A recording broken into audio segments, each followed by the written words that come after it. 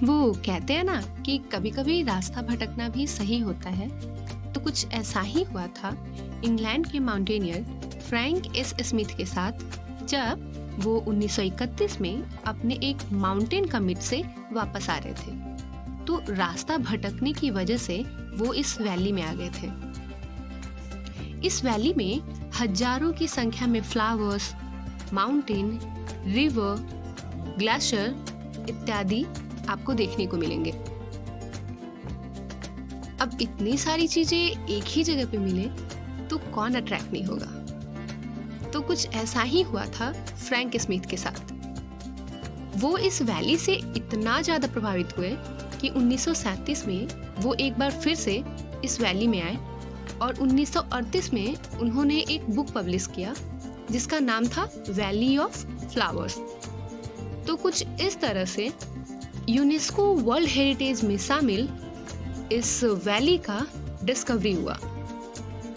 उत्तराखंड राज्य के चमोली डिस्ट्रिक्ट में 12,000 फीट की ऊंचाई पर बसा हुआ है यह घाटी, जिसे हिंदी में फूलों की घाटी भी कहते हैं। Hello everyone, this is Archana. Welcome back to my channel. और आज मैं आपको करवाने वाली हूँ UNESCO world heritage site valley of flower की सैर। वैली ऑफ फ्लावर जिसे फूलों की घाटी भी कहते हैं। और आप मेरे पीछे ये सुंदर नज़ारे देख रहे होंगे, ये है वैली ऑफ फ्लावर और बहुत ही ज़्यादा खूबसूरत है ये। तो चलिए सबसे पहले मैं आपको ये बताती हूँ कि आप यहाँ आए कैसे। अगर आप भी यहाँ आने की प्लानिंग कर रहे हैं, क्योंकि ये पूरे साल खुला नहीं रहता है, कुछ पर्टिकुलर मंथ्स में खुलते हैं, जैसे कि मिड जून से लेके मिड सितंबर तक खुलता है। जब भी मानसून का सीजन होता है बेसिकली, तभी ये वैली खुलता है। अगर आप यहाँ आने की प्लानिंग कर रहे हैं तो मैं आपको बताती हूँ कि आप यहाँ कैसे आ सकते हैं। यहाँ आने के लिए बेसिकली आपके पास 4 दिन का समय होना चाहिए मिनिमम, और इस वैली को एक्सप्लोर करने के लिए 1 दिन का समय होना चाहिए।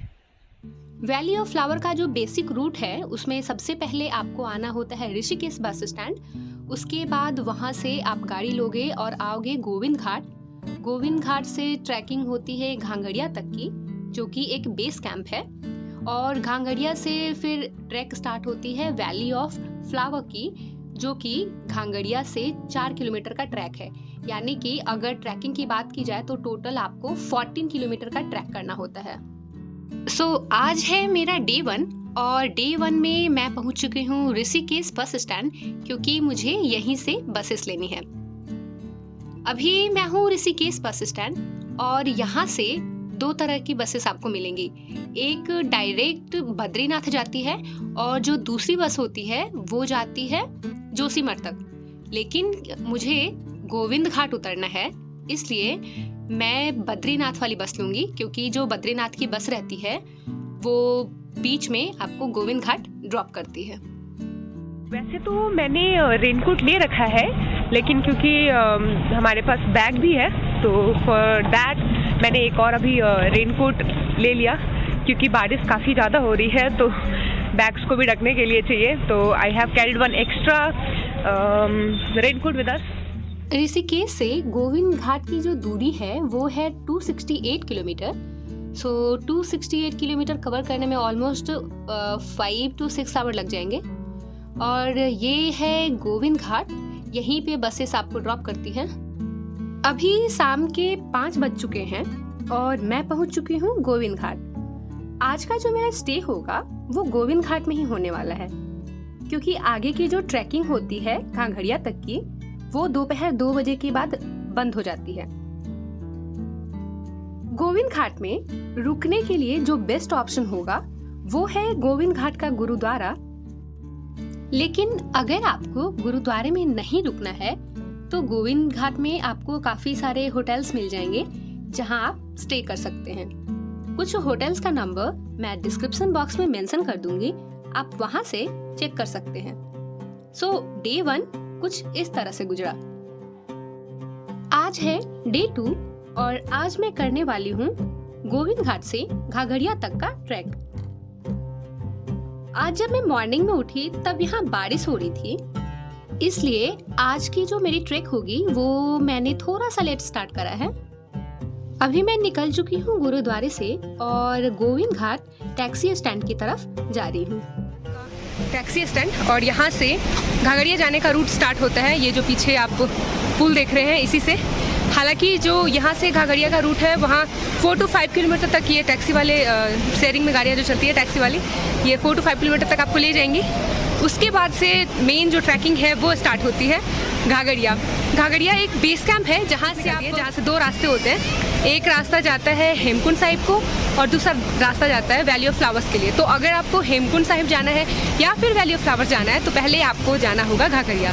तो अभी मैं जा रही हूँ घाघरिया और अभी एग्जैक्ट 2 बज रहे हैं। देखते हैं कितने। अभी मैंने गोविंद घाट से शेयरिंग वाली जीप ली है जिसका किराया होता है 50 रुपीज पर पर्सन।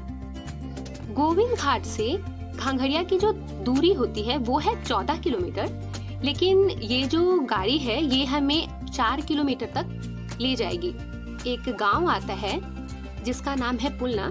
तो अभी हम लोग पुलना तक पहुंच चुके हैं और हमारी जो घाघरिया की ट्रैक है वो पुलना से ही स्टार्ट होगी। ये जो आप छोटा सा गांव देख रहे हो ये है पुलना गांव और यहीं से ट्रैकिंग स्टार्ट हो रही है। चलते हैं होगा। और रास्ते में ऐसे कई झरने आपको देखने को मिलेंगे। अभी हूँ गोविंद घाट में, गोविंद घाट से ऊपर आ गई हूँ मैं, मतलब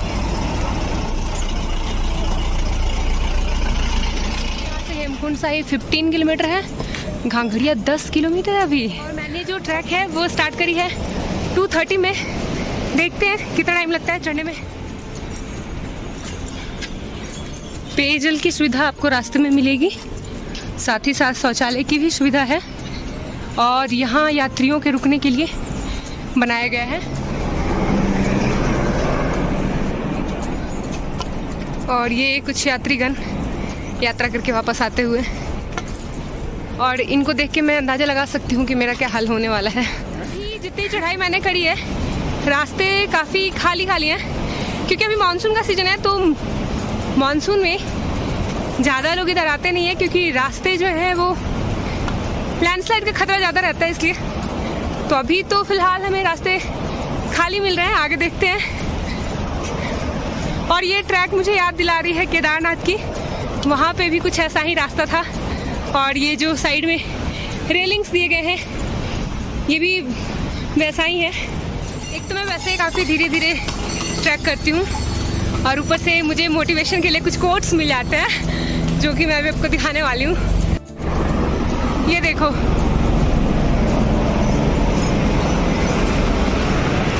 धीरे चल रही मंजिल आ ही जाएगी। बस इसी को फॉलो करते हुए मैं कछुए की चाल से आगे बढ़ रही हूँ। अगर आप भी वैली ऑफ फ्लावर्स से हेमकुंड साहिब आने की सोच रहे हैं तो अपने साथ जितना कम से कम लगेज हो वो कैरी करें, क्योंकि रास्ते जो है वो काफ़ी स्टीप हैं और ऐसे में अगर आप लगेज ज़्यादा रखते हो तो आपको मुसीबत आ सकती है, आपको परेशानियों का सामना करना पड़ सकता है।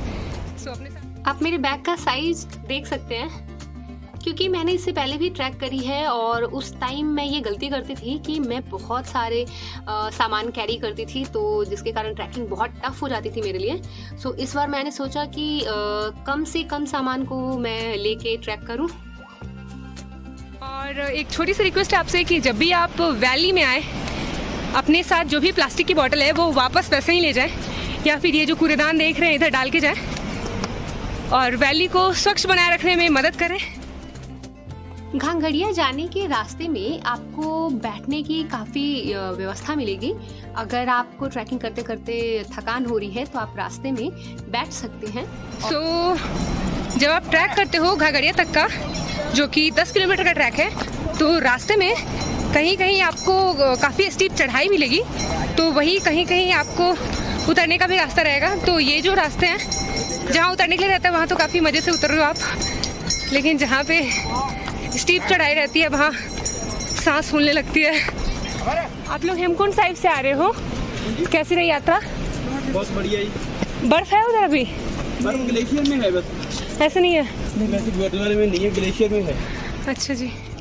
10 किलोमीटर के इस ट्रैक में रास्ते में आपको कई सारी ऐसी दुकानें मिल जाएंगी जहां पर आप बैठ के चाय नाश्ता कर सकते हैं, और इसके साथ ही कई ऐसी भी दुकानें मिल जाएंगी जहां से आप कोल्ड ड्रिंक, पानी की बोतल और फल भी ले सकते हैं।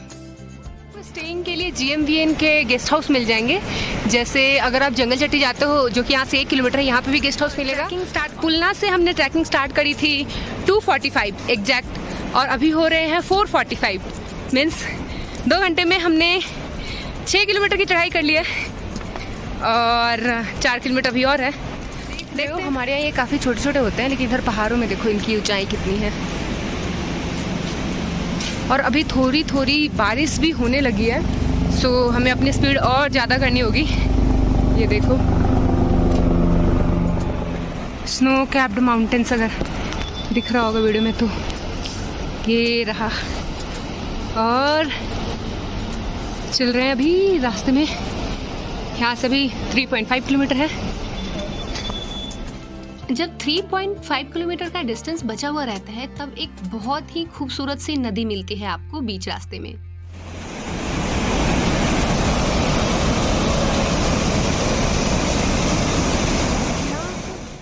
इस नदी को क्रॉस करने के बाद जो रास्ता बचता है ट्रैक के लिए, उसमें आपको थोड़ी सी परेशानी हो सकती है, क्योंकि ये जो रास्ता है वो सीधी चढ़ाई है इस पे।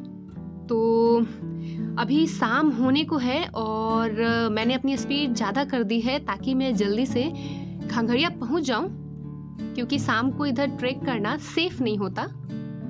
और अभी यहाँ से घांघरिया बस 1 किलोमीटर बचा हुआ है। आप चाहें तो घांघरिया में कैंपिंग भी कर सकते हैं। यहाँ आपको कैंप इजीली अवेलेबल होते हैं और मैं डिस्क्रिप्शन बॉक्स में नंबर मेंशन कर दूंगी। घांघरिया पहुँचते पहुँचते अभी रात हो चुके हैं। घांघरिया में रुकने के लिए होटल्स की कोई कमी नहीं है। पूरे रास्ते आपको होटल्स ही होटल्स मिलेंगे। मैं कुछ होटल्स के नंबर डिस्क्रिप्शन बॉक्स में मेंशन कर दूंगी। आप उस नंबर पर बात करके पहले से भी अपनी बुकिंग करवा सकते हैं। लेकिन आप चाहें तो यहाँ के GMVN में भी रुक सकते हैं। GMVN एक गवर्नमेंट गेस्ट हाउस होता है उत्तराखंड का, लेकिन इसकी जो बुकिंग होती है उसको पहले करवाना होता है। ऑनलाइन लिंक डिस्क्रिप्शन बॉक्स में अवेलेबल है, आप वहां से GMVN के गेस्ट हाउस भी चेक कर सकते हैं। अगर आप घांघरिया आए हो तो खाने के टेंशन छोड़ दो, क्योंकि यहाँ पे खाने के काफ़ी ऑप्शंस अवेलेबल होंगे। तो आज जो मेरी डे 2 थी उसकी एंडिंग कुछ इस तरह से हुई है। ये देखो, ये है वाटरफॉल और उसका पानी आ रहा है यहाँ तक। ये देखो अभी सुबह के 7 बज रहे हैं और मैं निकल चुकी हूँ अपने ट्रैक के लिए, जो कि है वैली ऑफ फ्लावर्स का track. And I am really very excited for this track. तो जो मेरा वैली ऑफ फ्लावर्स का ट्रैक है वो मैंने थोड़ा सा लेट स्टार्ट करा है। लेट स्टार्ट करने के पीछे की रीज़न ये थी कि सुबह सुबह जब मैं उठी तो काफ़ी धुंध हो रखी थी, तो उस टाइम में वैली जाने का कोई फ़ायदा मुझे लगा नहीं। चेक पोस्ट, और यहीं से एक रूट जो है वो हेमकुंड साहिब को जाता है और एक रूट है जो वैली ऑफ फ्लावर्स को जाता है। दिस वन, ये जाएगा वैली ऑफ फ्लावर्स को और this one goes to Hemkund Sahib. मैं हूँ चेक पोस्ट पे और यहाँ से मैं इन कर रही हूँ वैली ऑफ फ्लावर्स में। अगर रास्ते की बात करूँ तो रास्ते थोड़े से संगीन है, काफ़ी पतली सी जगह है और दोनों तरफ आपको ग्रीनरी दिखाई देगी। सामने माउंटेन्स और नीचे देखो पूरा फॉरेस्ट एरिया है और ये बीच में रहा छोटा सा रास्ता। फ्लावर जाने का रास्ता भी कुछ ऐसा है। यहाँ भी आपको चढ़ाई करनी पड़ेगी। हालांकि ये जो ट्रैक है वो 4 किलोमीटर का है, लेकिन आप और अंदर तक जाके एक्सप्लोर कर सकते हैं। ये देखिए फूलों की घाटी प्रवेश द्वार 160 मीटर पे है और सुबह 7 बजे से 12 बजे तक एंट्री रहती है।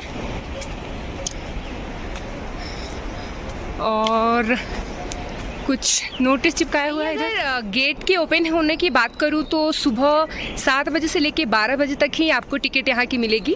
सो आप ट्राई करो कि जल्दी आओ। अगर आप 12 बजे के बाद आते हो तो फिर आपको वैली में अंदर नहीं जाने दिया जाएगा। और ये देखो आपको रास्ते के दोनों साइड छोटे छोटे फ्लावर्स देखने को मिलेंगे जो कि अभी ब्लूम हो चुके हैं। और ये है रास्ता। और फूलों की घाटी में फूल तोड़ना या एकत्रित करना सख्त मना है, इस बात का ध्यान रखें। चलते हैं अब आगे। तो बाद मुझे लिटरली ऐसी फील आ रही है जैसे मैं जंगल में आ गई हूँ, क्योंकि आप देख सकते हो दोनों तरफ प्लांट्स दोनों तरफ पेड़ पौधे हैं और बीच में एक छोटा सा रास्ता है जो कि आपको अंदर वैली की तरफ ले जाता है। फूलों की घाटी राष्ट्रीय पार्क, और इसकी जो इस्टेब्लिशमेंट है वो 6 सितंबर 1982 को हुई है और इसे यूनेस्को वर्ल्ड हेरिटेज यानी कि विश्व धरोहर स्थल भी घोषित किया गया था 2005 में। ये देखो,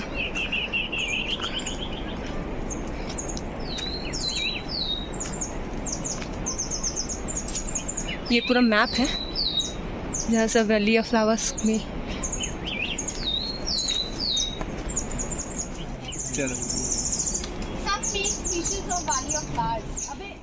और ये है वैली ऑफ फ्लावर का टिकट काउंटर। आपको यहीं से टिकट लेनी होती है जिसके लिए आधार कार्ड की जरूरत होती है। वैली ऑफ फ्लावर की जो एंट्री फी है वो अगर आप इंडियन हो तो 150 रुपीज़ लगेंगे और अगर आप फॉरेनर हो तो 650 रुपीज़। और इसके अलावा अगर आप वैली में मूवी की शूटिंग करते हो तो उसके लिए आपको अलग चार्जेस देने होते हैं। वैली ऑफ फ्लावर्स एक ऐसी जगह है जो मेरी बकेट लिस्ट में थी कि मेरे को यहाँ पे जाना है, एंड फाइनली यहाँ पे मैं हूँ। तो देखते हैं कितने सारे फ्लावर्स हैं जो मुझे देखने को मिलेंगे यहाँ पे, and I am pretty excited about it. अच्छी चीज़ दिखेगी वो ये देखो, यहाँ पे आप बैठ के फोटो शूट भी करवा सकते हो। And there are many people who are making blogs over here. ये है ब्रह्म कमल, लेकिन ये अभी ओपन नहीं हुआ है। अभी मैं थोड़ी ही दूर चली हूँ कि मुझे एक वाटरफॉल मिला और ये है first waterfall valley of flower का।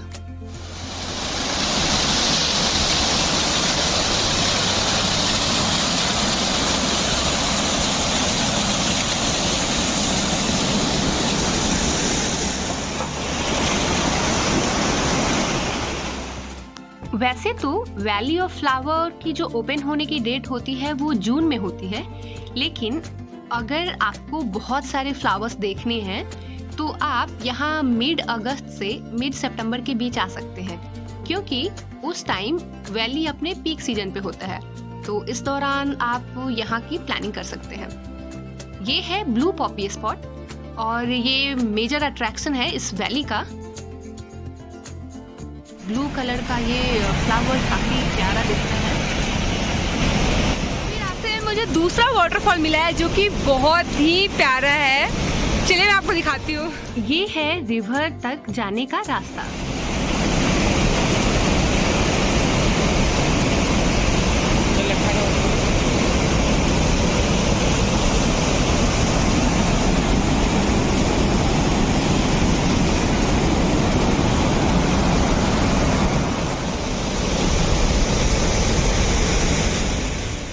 जब आप सेकेंड रिवर को क्रॉस करते हो उसके बाद आपको थोड़ा संभल के चलने की जरूरत होती है, क्योंकि इधर रास्ते में पत्थर गिरने का डर रहता है, तो थोड़ा संभल के चलें। और जैसे ही आप सेकेंड रिवर को क्रॉस करते हो उसके बाद जो रास्ता है वो काफ़ी स्टीप है, तो इधर आपको थोड़ी सी परेशानी हो सकती है। वैली ऑफ फ्लावर्स जैसा कि नाम है, यहाँ से पहले मुझे ऐसा लगता था, वैसे क्योंकि ये पहाड़ी इलाके में है तो इतना तो कंफर्म में थी कि चारों तरफ मुझे पहाड़ देखने को मिलेंगे एंड एक प्लेन रास्ता होगा जहाँ पे बहुत सारे फ्लावर्स होंगे, लेकिन ऐसा बिल्कुल नहीं है। अगर आप भी ऐसा सोच रहे हैं तो ऐसा बिल्कुल नहीं है। यहाँ पे प्रॉपर 4 किलोमीटर की खड़ी चढ़ाई है। और एक बहुत ही इम्पॉर्टेंट इन्फॉर्मेशन वो ये कि अगर आप यहाँ आ रहे हैं तो अपने साथ पानी की बोतल और कुछ ड्राई फ्रूट्स और स्नैक्स रख लें, क्योंकि पूरे ट्रैक में कहीं भी कोई शॉप नहीं है, पानी की बोतल भी नहीं मिलेगी आपको और आपको प्यास ज़रूर लगेगी क्योंकि चढ़ाई काफ़ी है, तो अपने साथ ये कुछ चीज़ें रख लें। इस वैली में आपको बहुत ही एक्जॉटिक स्पीसीज मिलेंगे प्लांट्स के देखने को, और फ्लावर्स की तो वैरायटी रहेंगी ही इधर, इसके साथ ही साथ आपको कुछ ऐसे दुर्लभ प्लांट्स भी देखने को मिलेंगे जो आपको नॉर्मली नहीं मिलते हैं या फिर जो एक्सटेंशन के कगार पे हैं। तो कुछ एक ऐसा ही प्लांट मुझे देखने को मिला है और इसका नाम है भोजपत्र।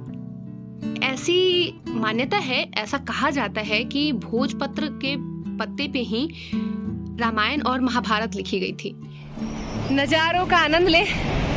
ये देखो इधर पूरे जो पहाड़ है ग्रीन ग्रीन ग्रीन दिख रहे हैं, और ये देखो वैली ऑफ फ्लावर का जो रास्ता है वो थोड़ा सा पथरीला है, तो जब आप ट्रैक कर रहे हो तो ध्यान दे के ट्रैक करें, वरना पैर फिसलने का डर रहता है, स्पेशली बारिश के मौसम में। जैसे जैसे आप ऊंचाई की तरफ बढ़ेंगे वैसे वैसे वहां से आपको और भी खूबसूरत व्यू देखने को मिलेगा। एंड फाइनली मुझे ब्रह्म कमल भी दिखा, जिसके बारे में मैंने काफी सुन रखा था। हालांकि ये फ्लावर अभी ब्लूम हो ही रहा है, अभी ये पूरी तरीके से ब्लूम नहीं है। अभी मैं बढ़ रही हूँ आगे की तरफ, और आगे अभी रास्ते में मुझे मिला है तीसरा वाटरफॉल। ये जो वाटरफॉल है, यहाँ से लोग पीने का पानी भी भर रहे थे अपने बॉटलों में। थर्ड और फोर्थ वाटरफॉल के बीच में ज़्यादा डिस्टेंस नहीं है, तो थोड़ी दूर चलने के बाद ही मुझे मिल चुका है चौथा वाटरफॉल, और इसे आप रिवर भी कह सकते हैं।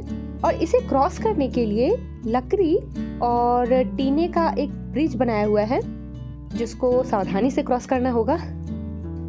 और जैसे ही आप रिवर क्रॉस करते हो, यहाँ से स्टार्ट होता है वैली ऑफ फ्लावर्स। मैंने इस वैली के बारे में बहुत से लोगों से सुन रखा था, बहुत ब्लॉग्स देखे थे और बहुत सारी आर्टिकल्स भी पढ़ी थी, जिसमें वैली ऑफ फ्लावर की खूबसूरती के चर्चे थे। लेकिन यकीन मानिए, जब आप इस वैली में आएंगे और यहाँ के नज़ारे देखेंगे ना, तो जितना भी सुना और देखा होगा उससे कहीं ज़्यादा ये जगह खूबसूरत दिखेगी आपको। यहाँ के बिताए हुए पल आप कभी भूल नहीं पाएंगे। इस वैली में आपको पुष्पावती रिवर भी देखने को मिलेगी, जिसका ओरिजिन वैली में ही एक ग्लेशियर है, वहीं से हुआ है। वैली ऑफ फ्लावर की एक खास बात ये है कि हर 15 दिन में ये वैली अपना रंग बदलता है, और इसके रंग बदलने का साइंटिफिक रीजन यही है क्योंकि यहाँ पे अलग अलग तरीके के फ्लावर्स होते हैं, अलग अलग वेराइटीज के फ्लावर्स होते हैं, जिनके कलर्स अलग अलग होते हैं। तो क्योंकि एक साथ भारी मात्रा में फ्लावर की ब्लूमिंग होती है, इसी रीजन से ये जो वैली है वो अलग अलग रंगों का दिखता है। क्योंकि ये प्लेस यूनेस्को की वर्ल्ड हेरिटेज में शामिल है, इसलिए यहाँ पे आपको काफी मात्रा में फॉरेनर्स भी देखने को मिलेंगे। एक और जो ध्यान देने वाली बात है वो ये कि 2 बजते बजते आपको वापस नीचे की ओर लौट जाना है वैली ऑफ फ्लावर से, क्योंकि उसके बाद इधर रुकना अलाउ नहीं है। तो थोड़ी देर इधर बिताने के बाद मैं अभी नीचे की तरफ जा रही हूँ। So yeah, this is how I have covered this beautiful place which is Valley of Flowers. वैसे ये जो वैली ऑफ फ्लावर्स है वो टोटल 6 किलोमीटर का ट्रैक है, लेकिन हम लोग 4 किलोमीटर तक आए हैं। 4 किलोमीटर तक मेन है, बाकी आप 2 किलोमीटर और आगे तक जा सकते हो। क्योंकि अभी धूप थोड़ी ज्यादा हो रखी है, तो 4 किलोमीटर हमने डिस्टेंस ट्रेवल करा। काफी अच्छे व्यू थे। यहाँ से अब हम वापस जा रहे हैं। अगर मेरी दी इन्फॉर्मेशन आपको अच्छी लगती है, वीडियोस अच्छी लगती है, then please hit the like button, subscribe my channel and don't forget to hit the bell button, ताकि जो भी अपकमिंग वीडियोज है उनकी नोटिफिकेशन आपको मिलती रहे। Thank you so much for watching.